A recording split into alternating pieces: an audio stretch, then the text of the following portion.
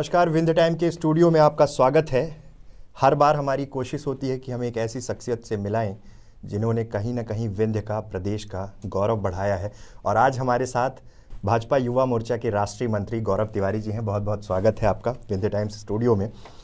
Gaurav ji, mass communication से फिर सत्ता के गलियारों तक एक पारी आपने शुरू की। एक मास कम्युनिकेशन का एक टाइम था, उसके बाद सीधे राजनीति में आना, कैसे हुआ ये सब? एक तो नए वर्ष में आप सबको बहुत बहुत शुभकामनाएं, प्रदेश की जनता को शुभकामनाएं। और मास कम्युनिकेशन के विद्यार्थी आप भी थे, मैं भी था। तो मास कम्युनिकेशन को तो मैंने बहुत करीब से देखा, जर्नलिज्म से मैं बहुत जुड़ा रहा, लेकिन हाँ, मैं कुछ उस पर काम नहीं कर पाया, पढ़ाई बस कर पाया। उसके बाद मैं एडवर्टीज़मेंट एंड मार्केटिंग कम्युनिकेशन में पोस्ट ग्रेजुएशन किया। और मैं साथ में एक प्रोजेक्ट्स बनते हैं जब, तो मैं उस समय ही सोचता था कि जर्नलिज्म में बाकी चीज़ें होती हैं, एडवर्टीज़मेंट में, राजनीतिक क्षेत्र में विज्ञापन का दौर शुरू हुआ था। प्रमोद जी हमारे वरिष्ठ नेता था जो अब नहीं हैं, और बड़े बड़े हमारे कार्यक्रमों में दूसरी पार्टियों में भी विज्ञापनों का बड़ा दौर शुरू हुआ था। तो मैंने ये सोचा कि लोग प्रोजेक्ट्स बनाते हैं अलग अलग कंपनीज़ के लिए, कॉर्पोरेट्स के लिए, मैं राजनीतिक क्षेत्र में बनाता हूँ। मैं विद्यार्थी परिषद का कार्यकर्ता रहा हूँ बचपन से ही, 7वीं 8वीं से मैं जुड़ गया था। तो एक स्वाभाविक था कि भारतीय जनता पार्टी से मेरा जुड़ाव था। उस समय हमारी गवर्नमेंट थी ही, लास्ट चल रही थी, और मुझे पहली बार मौका मिला था हिमाचल जाने का चुनाव में, 2002 के चुनाव में। अच्छा। और मैं वहाँ गया और मैंने वहाँ पे प्रोजेक्ट्स बनाए और वहाँ का इलेक्शन देखा। हालांकि वो इलेक्शन हम हार गए थे। तो मेरा वहाँ से शुरू हुआ राजनीतिक दौर, डायरेक्ट बीजेपी में आने का। फिर पढ़ाई किया, पढ़ाई के बाद फिर बाकी से जुड़ाव तो हो ही गया था। फिर धीरे धीरे चालू तो गया। फिर उसका सीधे डायरेक्ट मैं चुनाव में गया था छत्तीसगढ़ के। मतलब मास कम्युनिकेशन की पढ़ाई करते हुए मतलब आपने एक लीक बना ली थी कि अब राजनीतिक क्षेत्र में किस तरह से विज्ञापन और जनसंपर्क और ये चीज़ें होती हैं, हाँ, उस पर पीआर एंड कम्युनिकेशन में काम कर रहा है। गौरव जी, एक चीज़ बताइए, हिमाचल में अभी आप तुरंत प्रभारी थे, हिमाचल के आप प्रभारी थे और हिमाचल में प्रचंड जीत मिली है बीजेपी को।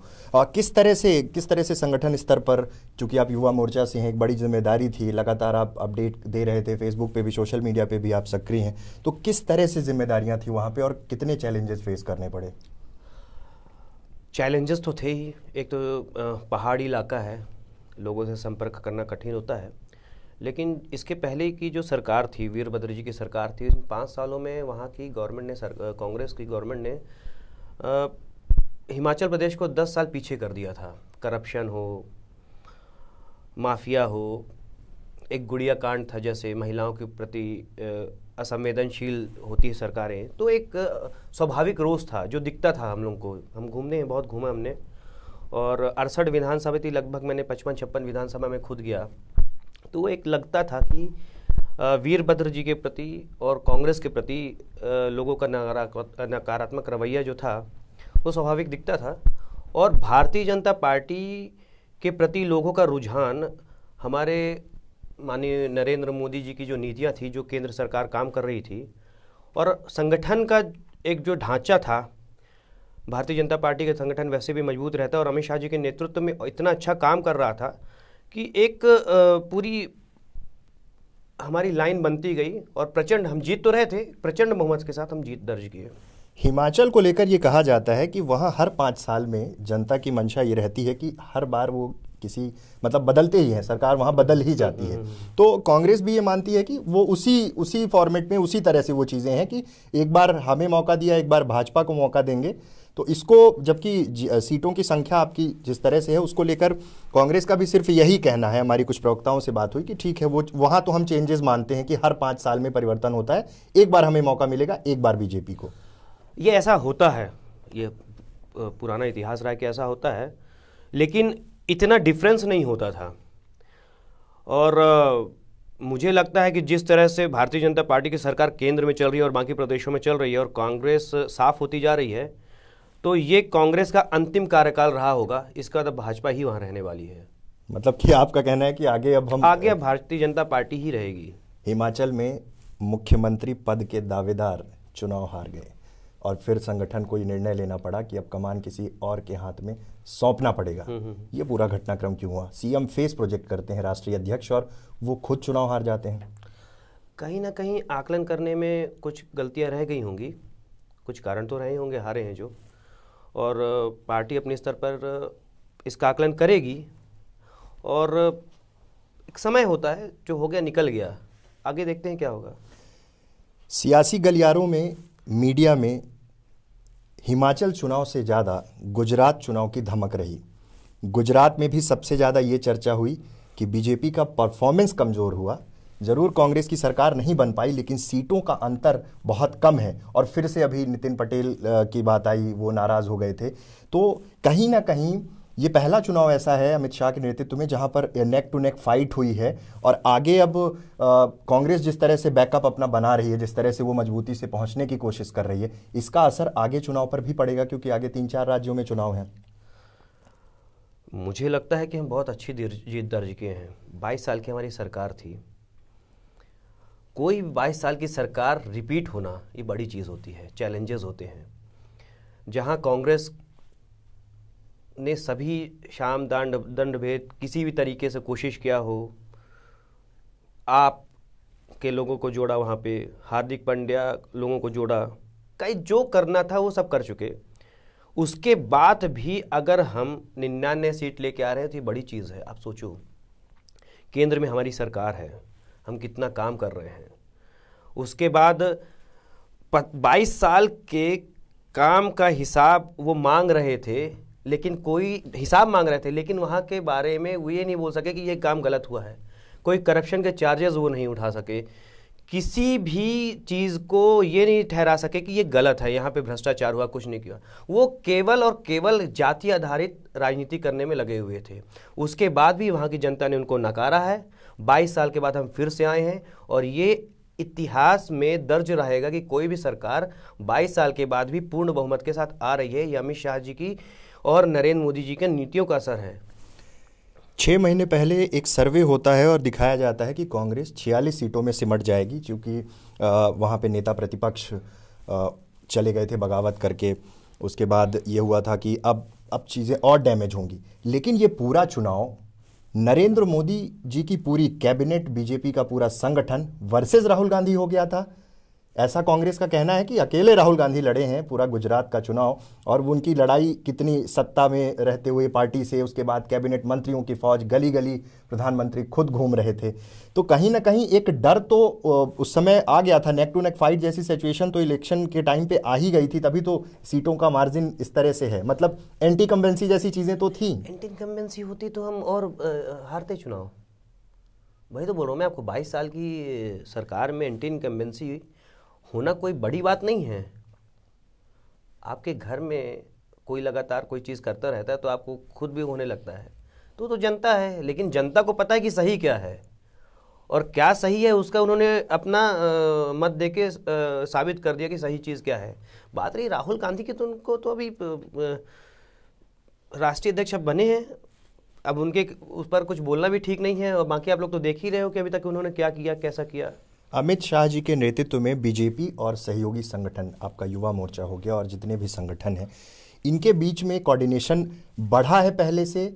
इसके कारण इस तरह की चीज़ें हो रही हैं, मतलब जिस तरह की आपको जीत मिल रही है। क्योंकि पहले कहीं ना कहीं, अब जैसे लगातार 29 में से 19 राज्य आपके खाते में हैं, तो संगठन स्तर पर ऐसा कहा जाता है कि बूथ मैनेजमेंट को लेकर अमित शाह बहुत ज़्यादा वो रहते हैं और लगातार उनका यही रहता है कि बूथ में अपने कार्यकर्ताओं को तैयार करना है। तो उसको लेकर आप लोगों को भी जिम्मेदारियां मिलती होंगी। देखिए, सतत प्रक्रिया चली आ रही है।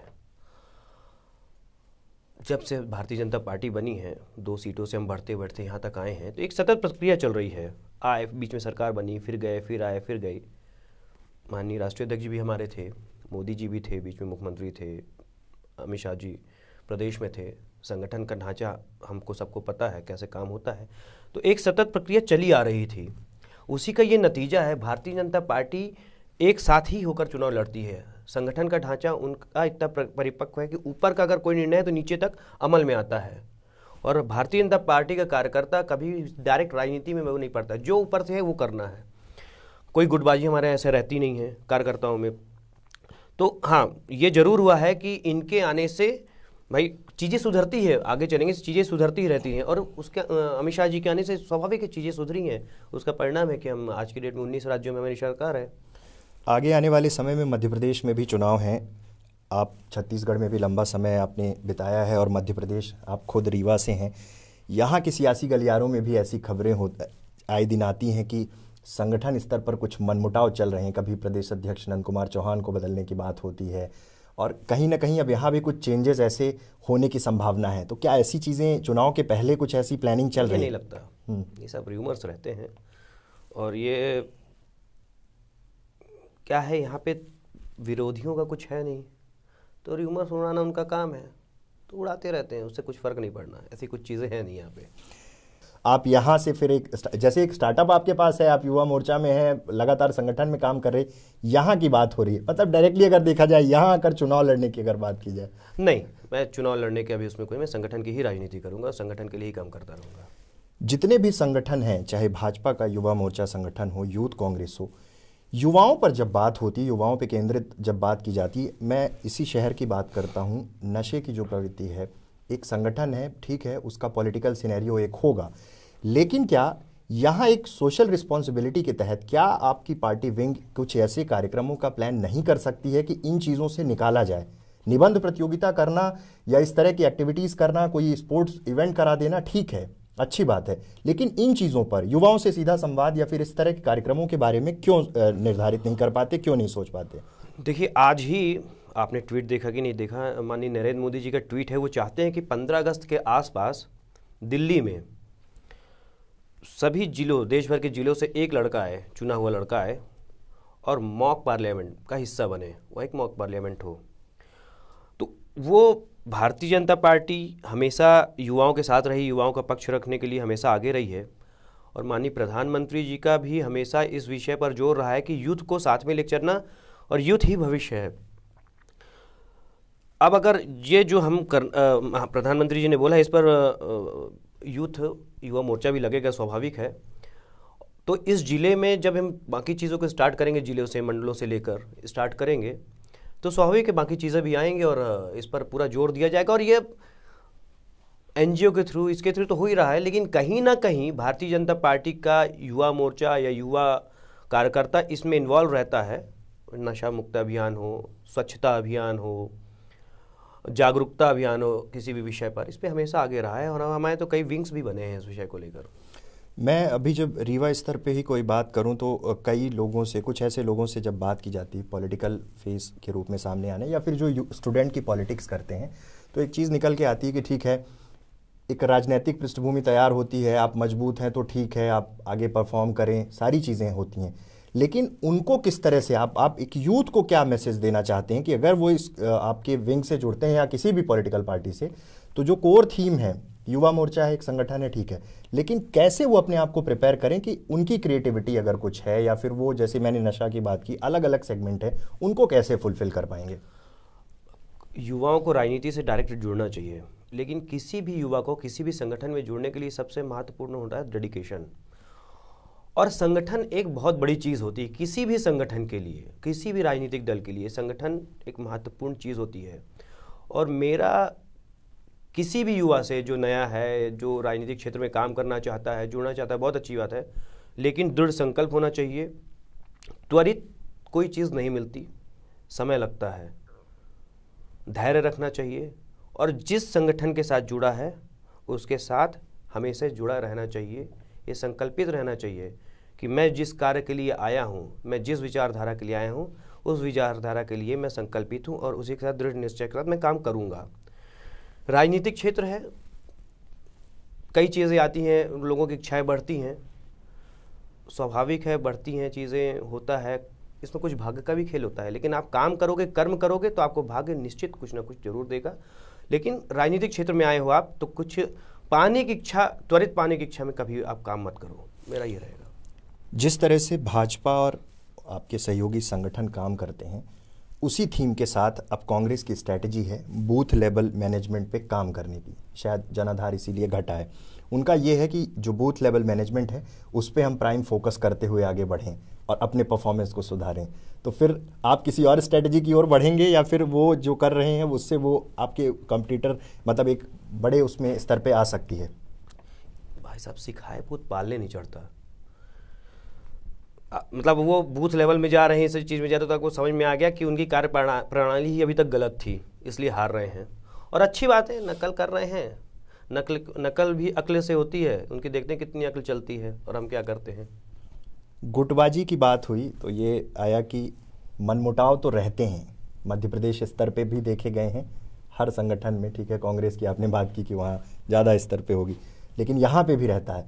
लेकिन संगठन के कारण या फिर ये चीज़ें सामने नहीं आ पाती, तो आगे आने वाले चुनाव में, चूंकि छत्तीसगढ़ में भी लंबे समय से सरकार है, 3 पंचवर्षीय, मध्य प्रदेश में भी, तो क्या ऐसी कोई चीज़ें संगठन भी ये फैसले ले सकता है कि या तो फेस चेंज करे या फिर कोई और प्रावधान लेकर आए? कुछ दिनों से ये चर्चाएं हैं कि उप मुख्यमंत्री का एक वो प्रावधान अब मध्य प्रदेश और छत्तीसगढ़ के लिए भी प्लान तैयार कर सकती है। अब अमित जी देखो, ये बहुत ऊपर की बात होती है, ये सब विषय हमारा नहीं है और हमें ये सब पता भी नहीं रहता, इसमें हम लोग की बहुत दिलचस्पी भी नहीं रहती। लेकिन जहाँ तक बात है आगे आने वाले चुनाव में, तो भारतीय जनता पार्टी आने वाले समय में जितने भी चुनाव हैं वो सब जीतने वाली है और पूर्ण बहुमत से जीतने वाली है। और मध्य प्रदेश में जितनी सीटें आई थीं, अब मुझे लगता है कि शिवराज जी के नेतृत्व में हम फिर से उसे क्रॉस करके जाएंगे।